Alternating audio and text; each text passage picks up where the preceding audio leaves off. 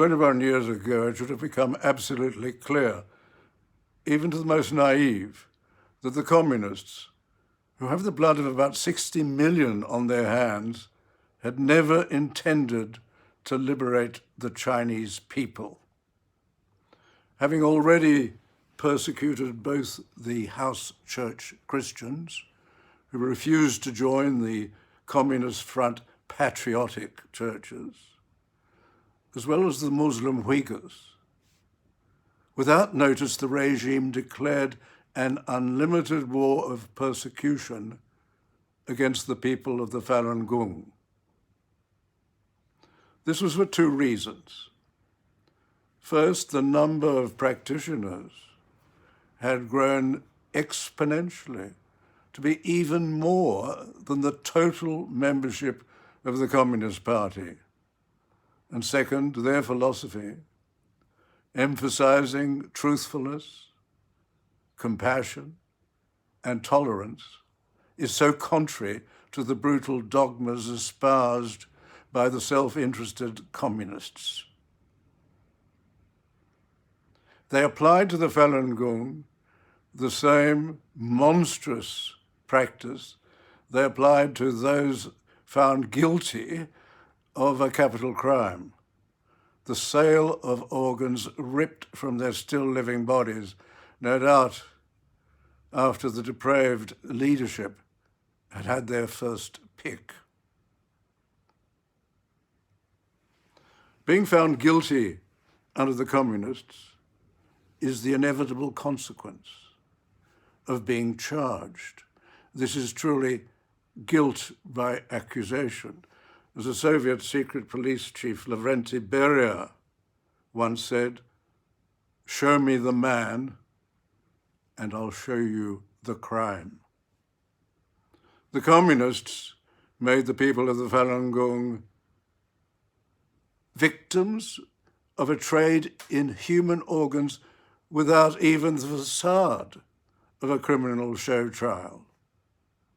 If there were any doubt about this, this has been forever negated by the findings of an investigation of unchallengeable merit and virtue, the London-based independent China Tribunal. This was chaired by an eminent lawyer, Sir Geoffrey Nice, QC, who was the deputy prosecutor in the trial of Slobodan Milosevic before the International Criminal Tribunal. Among the evidence was that of Dr. Enver Tohti. He was forced to operate on prisoners against his will. The first was a man who had been shot in the right side of his chest and whom the doctor assumed to be dead. But as he was operating, he realized the man's heart was still beating. He was forced to continue and to remove the man's liver and both kidneys and then sew him up with the instruction, "Remember that today nothing happened. Nothing happened." It is clear that on the volume of organ transplants performed in communist China, and the fact that there are few voluntary donors in that country, the emergence of a large on-demand human organ industry is very clear. It's clear that the young, healthy, beautiful young people are being taken away, and for no other reason than that they are considered heretics by the communists.